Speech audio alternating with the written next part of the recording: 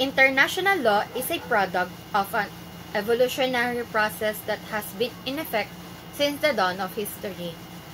An examination of his historic origin, subsequent development, and contemporary manifestation reveals the decisive influence of asymmetric power and economic inequality in shaping its normative standards and direction.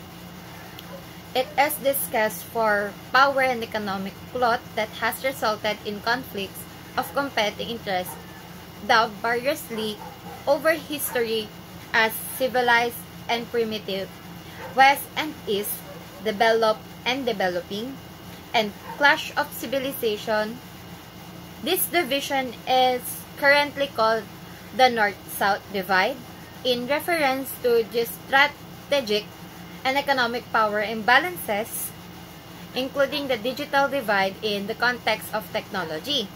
The North is a group of developed, industrialized, and technologically advanced states, often known as the First World, and the South represent developing, least developed, and technologically improved states, also called the Third World.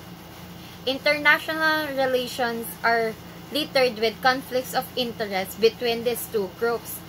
The root of this North-South divide lies in the very creation, nature, features, and orientation of international law from its antiquity to the present context.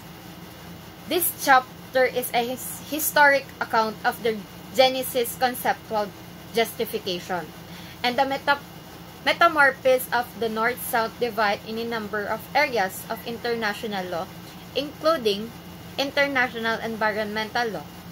It highlights certain historic international events and features that have contributed to the skewing of international law toward the North. Although the North-South divide confronts increasing challenges from emerging new powers and players, the media and the calling for the reconfigurations of the balance of power and distributive justice to bridge the divide. As dominant role continue unabated in the 21st century, international law justifying colonialism seeds of the North-South divide.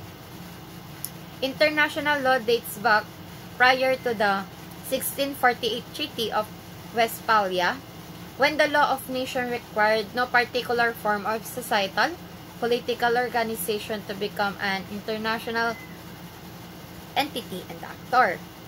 The constituting elements of international law in antiquity were communities, tribes, people, and individuals, which enjoy sovereignty, rights, duties, and international legal personality.